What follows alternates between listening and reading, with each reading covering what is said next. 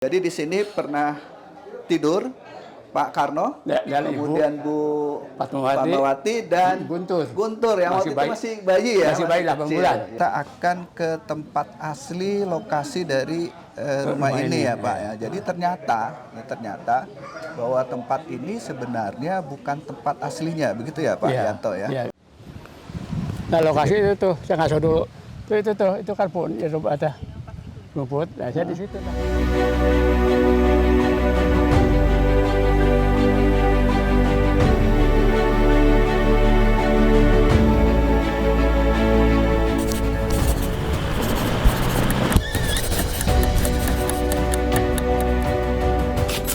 Yang terkait dengan kemerdekaan Indonesia adalah pada Perang Dunia yang Kedua, di mana melibatkan Jepang di dalamnya.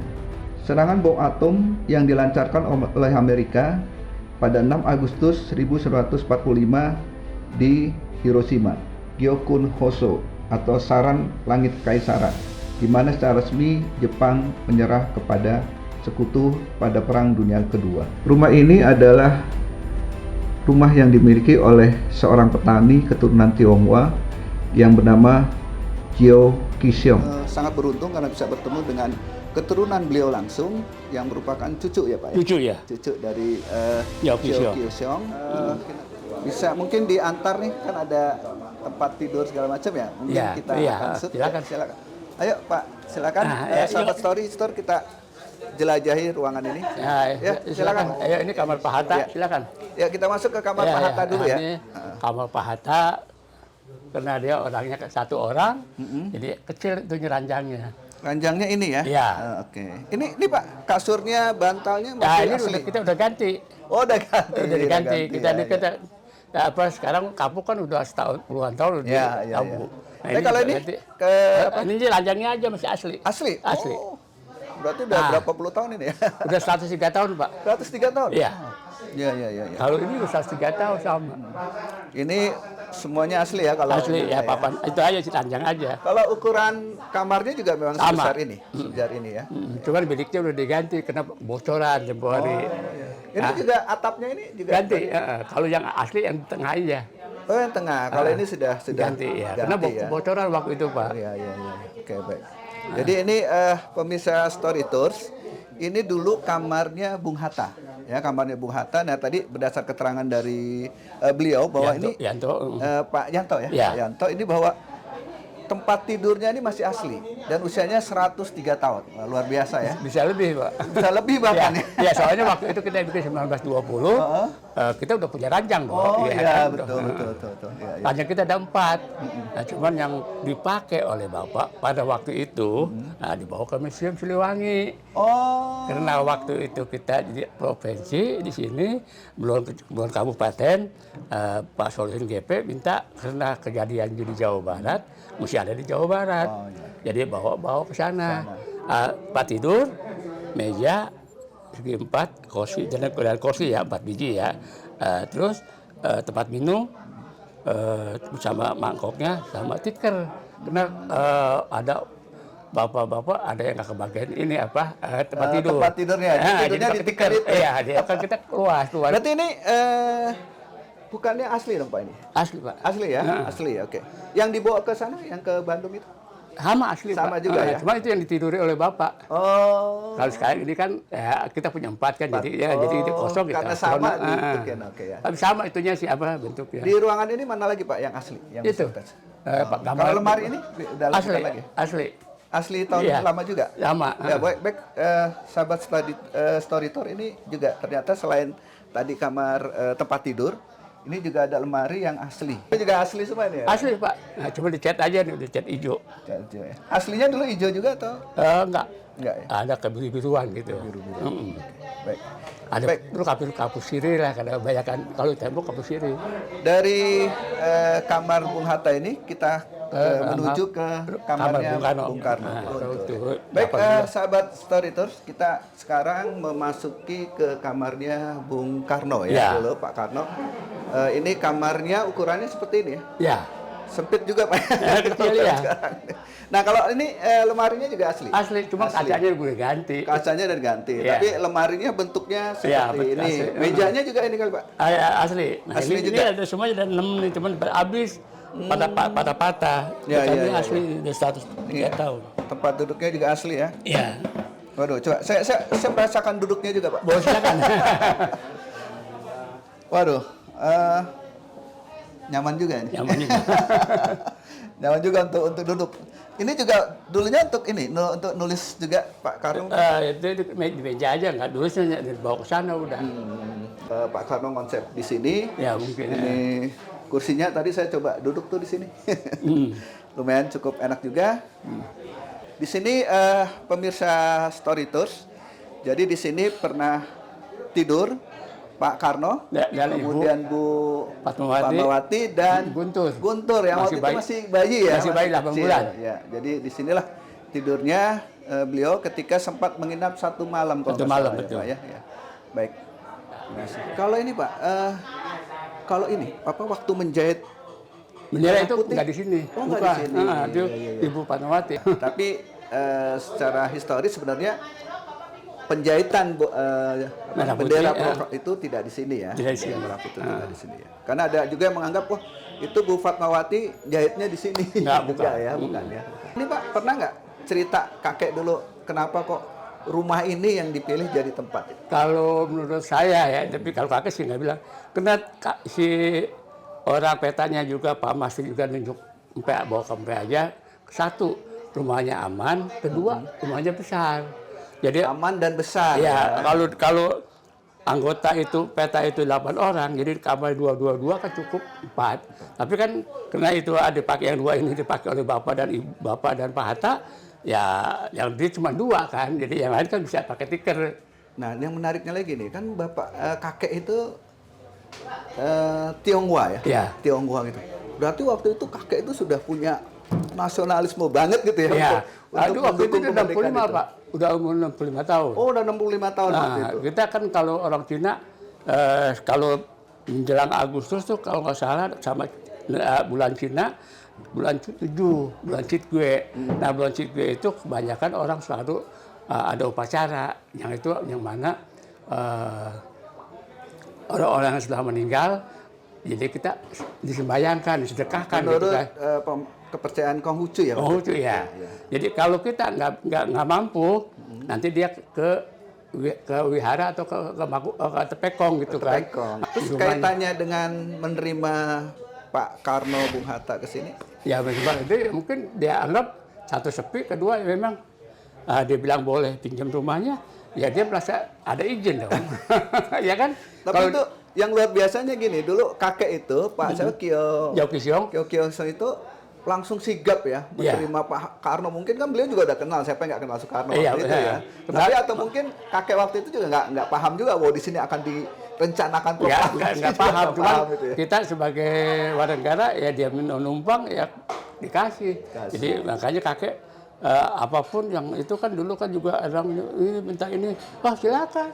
Kalau emang lo nggak punya ya boleh ambil. Kalau lo punya Jadi ya segala kebutuhan Pak Karno, Bung Hatta dan segala macam juga dipenuhi. Ya kita udah lagi sembahyang, Pak. Ya. Sedekah, jadi banyak makanan. Oh ya, karena waktu itu juga kaitannya dengan perayaan tadi ya. Iya, Dimana gue itu. gue itu juga harus kita membantu orang lain. Iya, gitu ya. Kebetulan betul. Pak Karno, Bung Hatta datang ke Dan sini. kebetulan datang, jadi pas kita ada jam makanan, Bapak datang ya kita gitu kan. Iya. Jadi itu dia nggak disangka-sangka. Kita kalau sangka kita udah apa siapin apa. Iya. Nah, tadi kan diceritain kalau keluarga ini akhirnya mengungsi ya karena mungkin. Soalnya kan anaknya kan dari kota, dari mana kan datang. pas datang karena pas momen perayaan tadi. Iya, perayaan berarti itu. Begitu ya, sahabat Story Tour sekalian. Jadi kita sudah bertemu dengan cucu dari Bapak Jauh Kisong yang alhamdulillah jadi kita sudah mendapatkan berbagai macam informasi. Nah, semoga informasi ini akan membantu kita semua untuk lebih memahami dan mencintai arti dari sebuah kemerdekaan. Sahabat Story Tour sekalian, ini kita luar biasa nih. Pak Yanto ngajak kita ke ruangan tempat Bapak Pak Kisiong. Pak Kisiong ya. Pak Kisiong ini merupakan orang yang meminjamkan rumahnya kepada Bung Karno, Bung Hatta dan teman-temannya ketika itu yang ingin mempersiapkan proklamasi kemerdekaan. Nah ini jarang sekali nih dikaji oleh para sejarawan, dan kita diberikan waktu kesempatan untuk melihat kamar beliau yang asli. Nah kemudian dengan Pak Yanto selaku cucu beliau akan menjelaskan, dan kita akan bertanya kepada beliau tentang kondisi yang ada di kamar ini. Baik ya. Pak Yanto, kalau ini apanya? Ini kan kita duplikat dari sana kan. Oh ini duplikat. Jadi kalau ono kan terlalu banyak tamu, ruang tamu. Ya. Jadi kalau ada kita upacara ke adat Cina gitu kan, jadi kita sini sembayangnya gitu. Jadi tidak mengganggu perjalanan sana depan. Ya, karena kan kita kan bulan 1 bulan itu ada tanggal 1 atau tanggal 15. Jadi kita bikin di sini. Nah Bapak kebetulan juga nggak punya kamar katanya kan, makanya kita bikin kamar di sini. Kalau itu kan Pak Bung Karno masa jadi satu. Ya. Kalau yang depan tadi kan kamar Bung Karno ya. Ya. Ini foto aslinya ya. Ya. Foto aslinya Jio Ki Siong. Ya. Jio Ki Siong, baik. Nah ini kalau ini apa nih Pak? Ini tempat dia kerja. Oh tempat dia kerja.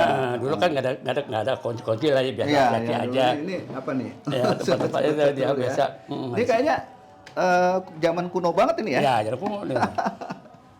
Ya. Udah ini sipuannya buat dia kerja. Oh ini apa namanya Pak? Sipuah ya, untuk ngitung-ngitung gitu ya? Iya. Wah, ngitung. Saya udah nggak tahu nih Pak. Caranya gimana sih belum. Saya juga udah sedikit bisa, coba tambahan aja kalian puyeng. Tapi ini dulu dipakai oleh Pak Kisyong ya? Iya. Kan kalau orang sini suka tanya, kita nih mau kawin anak kita ini nama siapa gitu itu ya baru Oh dihitungnya pakai ini juga ya? Iya pakai itu kan hitung. Kalau orang Jawa itu kan dulu ada primbon katanya. Ya, primbon. Ya. Hari apa yang baik, tanggal berapa, tanggal ya, berapa. Iya ada kan terus kan apanya nafsunya berapa, hari apa kan tahu kan gitu. Iya. Nah itu urusan kakek dan kita yang nggak turunin. Pak Kisyong ini tahu ya? Tahu. Ini kursinya Pak termasuk juga yang... Ya, dia baru. Kalau ini baru. Yang lama itu. Yang lama ya ini? Oh iya. Nah ini ranjangnya juga kan begitu. Nah ya, kalau ranjang ini? Ranjangnya lama, kasurnya ganti. Kasurnya ganti. Tapi kalau bentuk ranjangnya seperti dengan kamarnya Bung Hatta, Pak Karno sama ya? Jadi seperti ini ya. Nah ini juga kamu juga kita bikin sebaru. Ini ornamennya seperti ornamen lama juga nih Pak? Lama juga ya. Waduh, ini ada yang nawar nggak nih Pak? Ada yang nawar. Ada juga yang nawar? Waduh. Satu Innova. Saya bilang enggak, biarin aja nih saya bilang. Nih mungkin, waduh ini jarang ada nih Pak nih. Jarang ada emang. Tapi ini termasuk yang dibawa juga ke museum yang... Bukan. Hanya sih kayak gitu. Yang Pak Karno dan Pak Hatta. Jadi ini berarti yang asli, benar-benar asli ya. Sekarang ditempati oleh siapa? Nggak ada? Nggak ada. Nggak ada ya, cuma mungkin kalau ada tamu-tamu aja gitu ya. Kamu juga nggak ada. Kamu nggak berani. Nggak ada yang berani. Ini apa nih Pak? Ini menarik juga nih. Ini apa? Nah ini kan kalau kita kan di zaman dulu kan kita kan nggak punya lemari. Iya. Selalu simpen barang di sini. Oh di atas sini ya? Iya ada lacinya tuh. Mau laci kemana gitu. Laci. Jadi kampung Gedoran tuh orang selalu kan takut gitu. Ada di bawah bantal. Dulu kan nggak ada. Dulu mah nggak ada bank. Ya kan. Jadi uang-uang ditaruh di sini atau di bawah bantal ya? Surat-surat itu surat penting di situ. Iya. Oke. Bagus nih Pak Ali. Ini satu ini ya itu ada lagi atasnya itu apa dekornya kali ya? Ya, dekorasinya ya. Iya. Baik. Semuanya ganti baru nih Pak. Baik, sahabat Story Tour sekalian, kita sudah menjelajahi kamar dari Pak Kisyong ya, dan insya Allah kita banyak sekali mendapatkan informasi-informasi, dan ternyata ini juga tempat tidurnya ini sudah usianya lebih dari 103 tahun. 103 tahun lebih. Dan ini pernah ditawar dengan satu Innova ya. Tapi oleh beliau tidak dijual karena nilainya lebih besar. Ya, sejarah historisnya dan filosofisnya ini sangat luar biasa dan tidak bisa dinilai dengan apapun juga.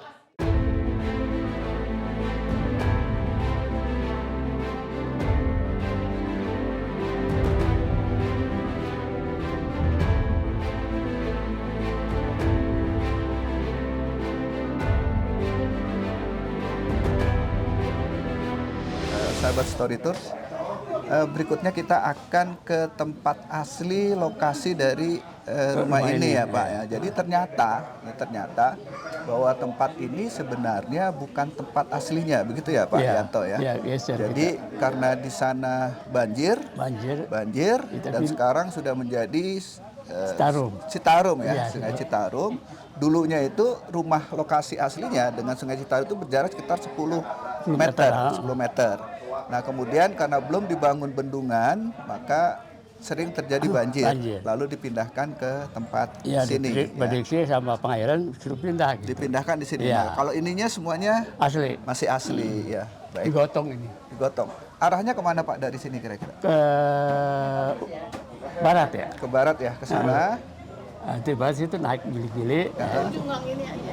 Ya. Oh ya. Gang ini aja. Gang ini aja. Baik, itu sahabat story tours, kita akan ke lokasi.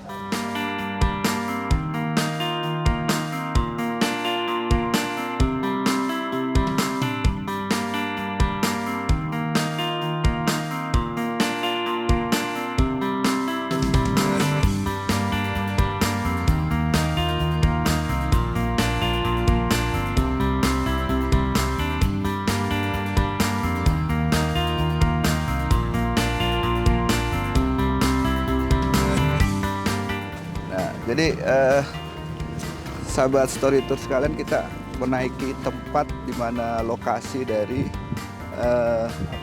tempat rumah aslinya, lokasi rumah aslinya ya. Jadi kita jalan sangat jauh sekali dibantu oleh Pak Mulyanto dan ternyata kita lewat ke tepian-tepian sungai ini. Oke, yuk kita lanjut untuk ke lokasinya.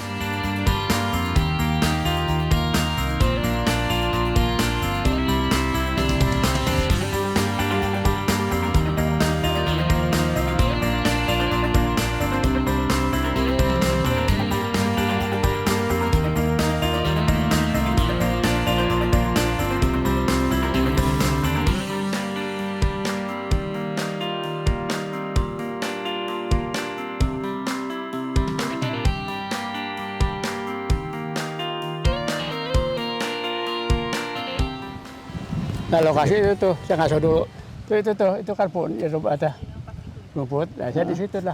Yang pas sungai itu dong berarti? Ya, itu pas sungai. Pas sungai. Ini kan dulu kan daratan.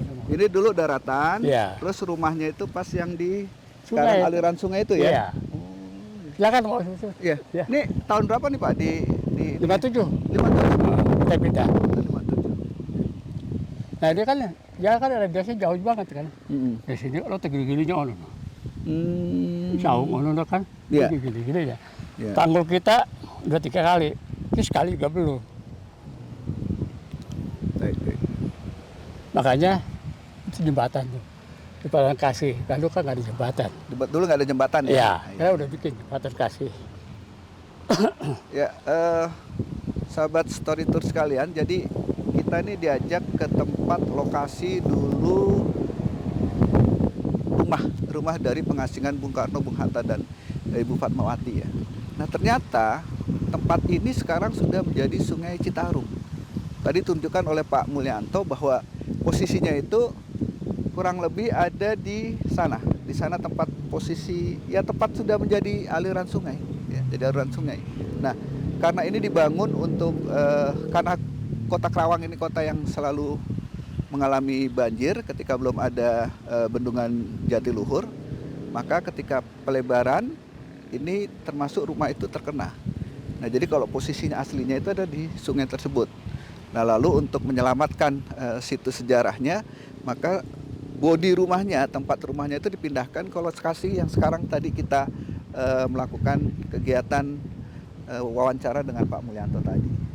Ya kita bersyukur bahwa masih ada ya sisa-sisa sejarah yang diselamatkan karena kondisi sudah digerus oleh zaman dan situasi tempat sudah menjadi sungai, dan akhirnya kita bisa melihat peristiwa mempersiapkan kemerdekaan di Rengas Dengklok itu di tempat yang tadi, yang sebenarnya secara lokasi itu tidak di situ, tapi secara bangunan memang dipindahkan di situ. Nah, semoga ini menjadi informasi yang berharga untuk kita bahwa kapanpun dan dimanapun kita tidak harus menghancurkan tempat-tempat bersejarah, tapi mungkin situs-situs itu bisa kita selamatkan agar anak cucu kita nanti itu memahami dari sejarah bangsa Indonesia. Oke, ikuti terus Story Tours yang akan kita terus kembangkan.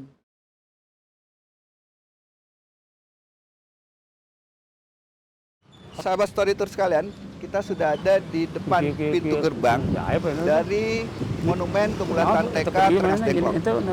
Kita akan masuk dan kita akan gali apa saja yang ada di Monumen Kebulatan TK Rengas Dengklok. Bisa masuk, Pak? Ya. Ayo kita masuk. Baik sahabat Story Tour sekalian, kita sekarang sudah memasuki Monumen Kebulatan TK Rengas Dengklok. Ya, kita lihat ya, apa sih yang ada di monumen ini. Ya, kalau kita lihat dari atas, itu ada kepalan tangan ya. Kepalan tangan yang mengesankan bahwa ada satu kebulatan tekad. Ada kebulatan tekad, kemudian itu ada lingkarannya. Lingkarannya itu tertulis 17 Agustus 1945. Lalu di bawahnya itu ada tulisan proklamasi kami bangsa Indonesia dengan ini menyatakan kemerdekaan Indonesia. Hal-hal yang mengenai pemindahan kekuasaan dan lain-lain diselenggarakan dengan cara seksama dan dalam waktu yang sesingkat-singkatnya. Jakarta 17 Agustus 1945 atas nama bangsa Indonesia, Soekarno-Hatta. Jadi kalau kita lihat di Tugu Kebulatan Tekad ini, Monumen Kebulatan Tekad Rengas Dengklok ini, yang tertulis di situ adalah sebenarnya naskah proklamasi kemerdekaan Indonesia yang ditulis oleh Soekarno-Hatta, yang diketik oleh Sayuti. Ya, baik sahabat Story Tour sekalian, kita tadi sudah melihat ya Monumen Kebulatan Tekad Rengas Dengklok, dan ternyata berisi tentang masalah proklamasi kemerdekaan. Nah sekarang kalau kita lihat kembali, kita perhatikan ini ada gambar yang sepertinya menceritakan tentang proses perjuangan bangsa Indonesia sampai dengan proklamasi kemerdekaan.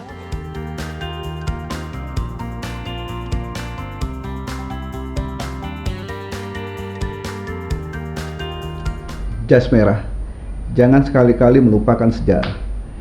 Setelah kita saksikan tadi peristiwa Rengas Dengklok, maka saatnya kita untuk merenung kembali sudah sejauh mana kita berada dalam rel sejarah kita.